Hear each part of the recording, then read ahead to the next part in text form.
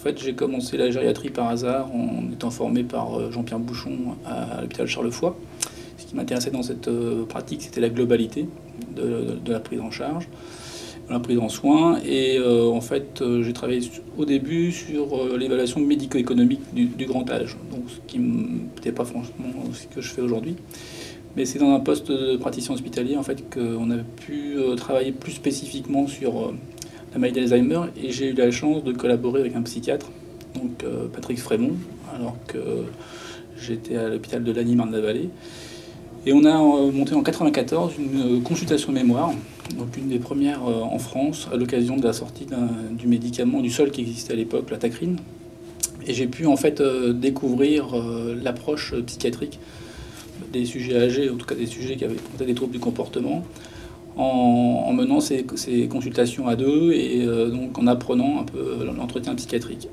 Et cette collaboration nous a permis de développer un savoir par rapport à la maladie d'Alzheimer, à la plainte amnésique, et puis forcément à ouvrir sur des pathologies psychiatriques plus spécifiques, enfin pures, comme la dépression ou le délire et l'hallucination. Donc c'est plus tard, en fait, dans ma pratique hospitalière, que j'ai développé ces modes de prise en charge et que j'ai eu la chance, lorsque je suis passé dans les Yvelines, un hôpital qui s'appelle Plaisir-Grignon, de pouvoir ouvrir une structure spécifiquement psychogériatrique. C'était la bonne époque, dans le sens où voilà, on découvrait un peu les choses, on mettait en place, on pouvait négocier avec les tutelles, et on pouvait à ce moment-là donc ouvrir des structures entre guillemets expérimentales, en tout cas innovantes. Et c'est comme ça qu'on a pu créer un service de psychogériatrie dans un hôpital des Yvelines, un peu excentré, mais qui nous permettait donc, je pense, d'apporter un soin approprié à des sujets avec des troubles cognitifs et des troubles comportement. Donc c'était un court séjour, c'était aussi une unité de moyens de séjour.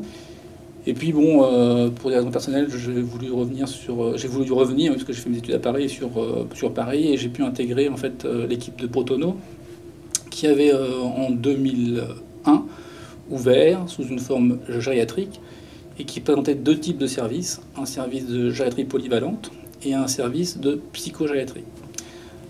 Donc j'ai intégré cet hôpital en 2007 comme responsable donc, de la structure de psychogériatrie. L'idée de cette structure, c'est de répondre en fait à des besoins de maladies chroniques évolutives, émaillées par des épisodes aigus et qui nécessitent à ce moment-là de pouvoir prendre en soin des patients en consultation, en service d'aigus, en moyen séjour ou en long séjour, et puis surtout aussi de pratiquer une activité ambulatoire par le biais de l'hôpital de jour, puisque l'hôpital Botono développe 5 places de bilan et 25 places de suivi.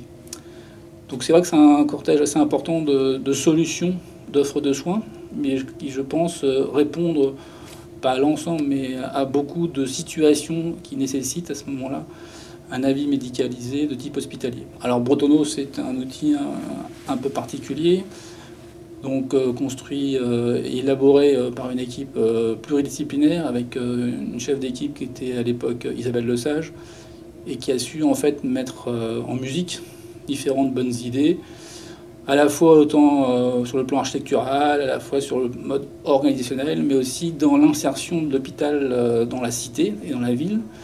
L'hôpital Botono a été construit comme hôpital au cœur de la cité. Alors c'est pas qu'un mot, hein, c'est des actions. C'est des gens c'est des populations qui rentrent dans l'hôpital pour complètement autre chose que la maladie. Donc c'est une crèche, 50 berceaux qui sont pour partie dédiés au personnel, mais aussi pour partie dédiés à la population de l'environnement, de l'arrondissement.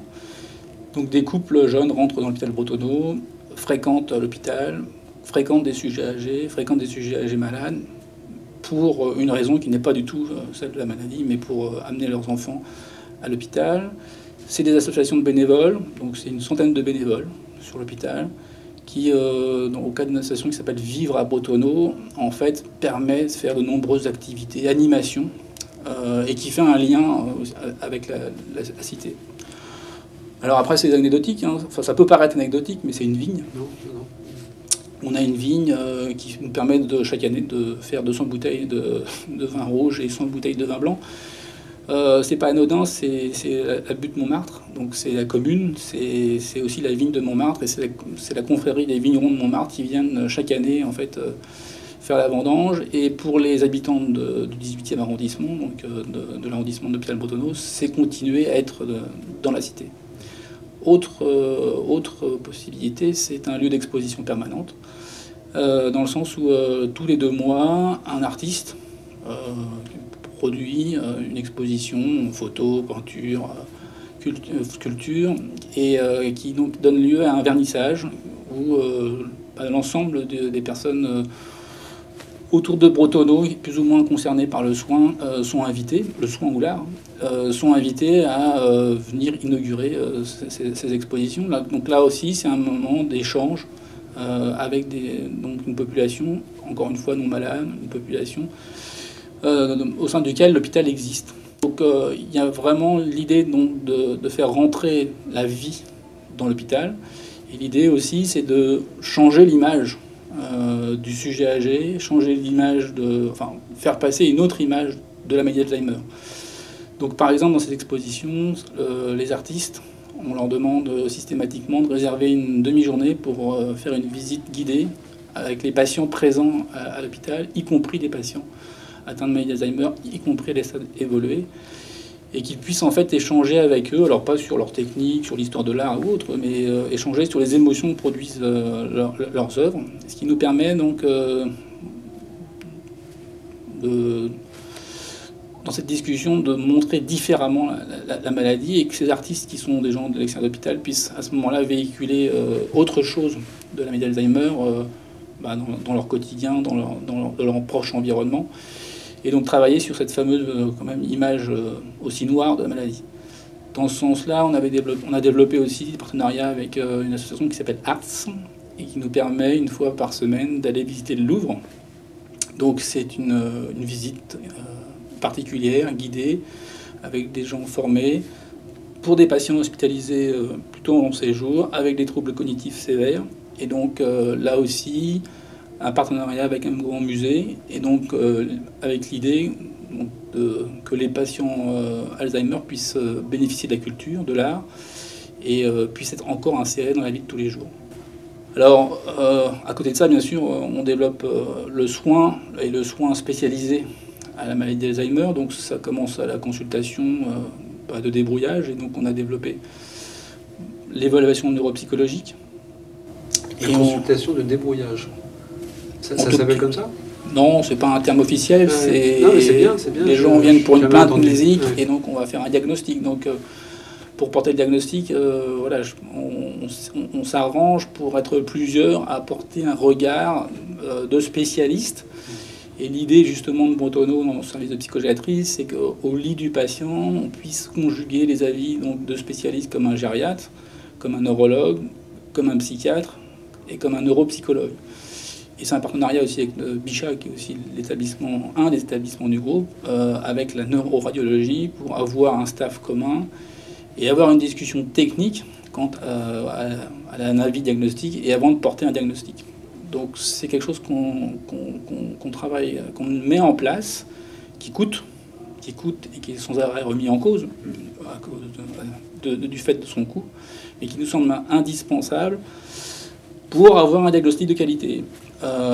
Et on préfère ça plutôt que promener le patient dans les différentes spécialités, les unes après les autres, et d'avoir un avis ponctuel et être incapable de synthétiser. Donc c'est vrai que c'est un modèle coûteux, mais en tout cas c'est à notre avis un moyen d'assurer une qualité dans le diagnostic.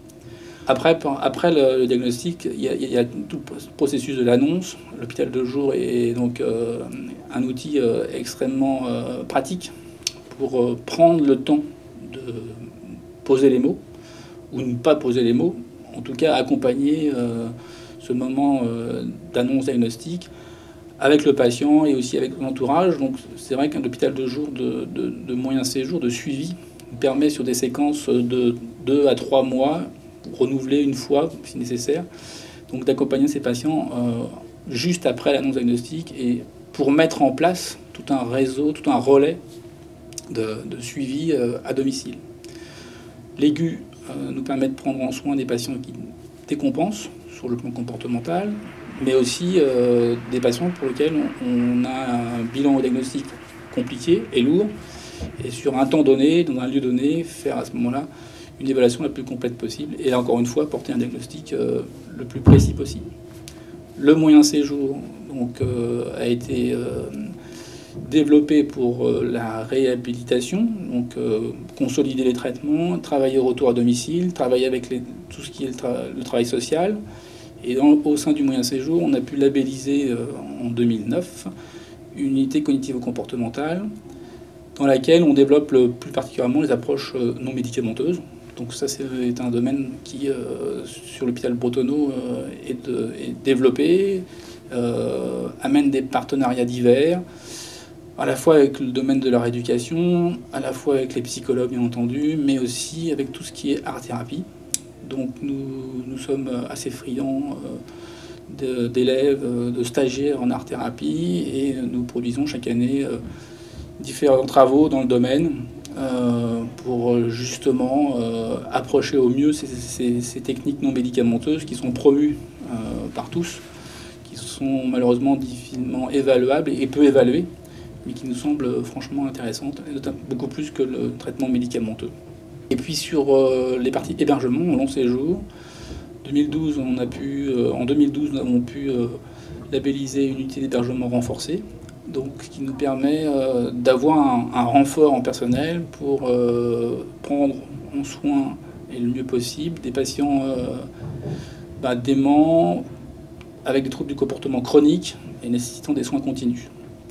Donc c'est vrai qu'on s'est beaucoup axé sur la prise en charge des troubles cognitifs, consultation mémoire, unité cognitivo-comportementale, unité d'hébergement renforcée. Et aujourd'hui, on développe de plus en plus la prise en charge, la prise en soins psychiatriques, en insistant sur la gestion de la dépression, la gestion des hallucinations, ou en tout cas la compréhension et le traitement des hallucinations et des mécanismes de délire. Donc c'est un nouveau challenge. Les moyens ne sont pas aussi importants qu'au niveau de l'Alzheimer.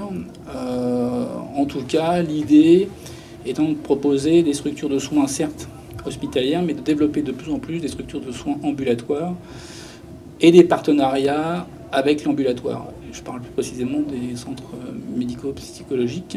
Donc c'est une ouverture importante aujourd'hui du service de psychogériatrie sur la ville, sur le secteur psychiatrique, et donc des collaborations. Dans ce sens-là, nous avons mis en place, pour ce qui est de la ville, des unités mobiles.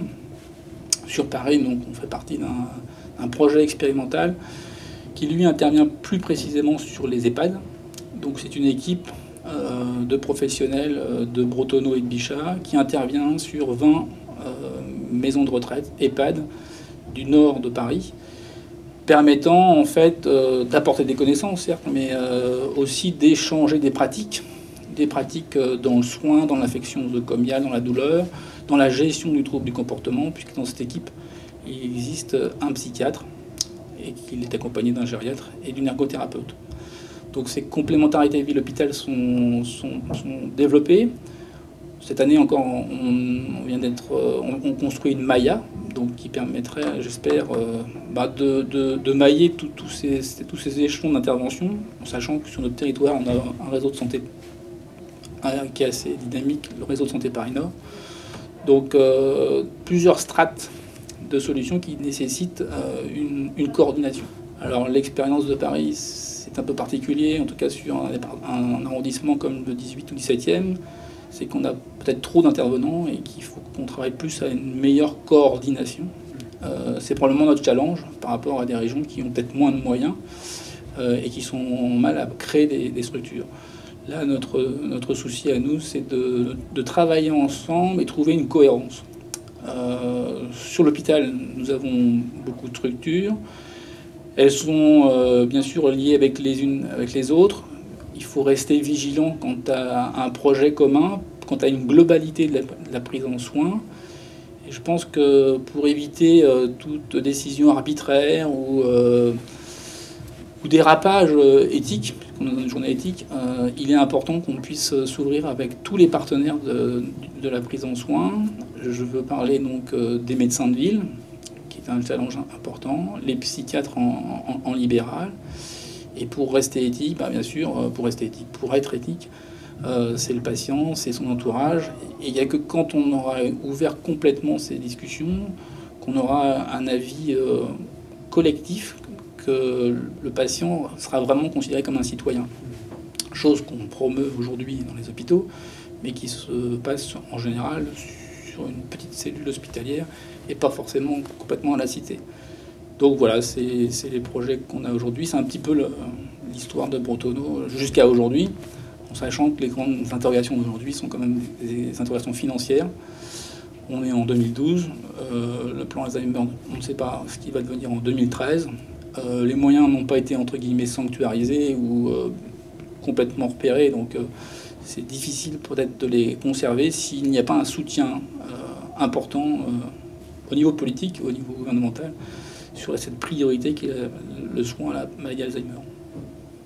Est-ce qu'il y a des publications, par exemple, sur tout ce qui est non médicamenteux, ce que ça apporte, ce que ça apporte pas, les limites, ce qui marche, bon, ça d'un côté, et puis tout ce travail de réseau qui est quand même assez unique, enfin je veux dire, qui est assez avant-gardiste, quoi. Est-ce qu'il y a quand même des choses un peu scientifiques, entre guillemets, enfin, est-ce qu'il y a des choses un peu pérennes, ou est-ce que non, et du coup, tout peut s'arrêter demain, quoi, parce que...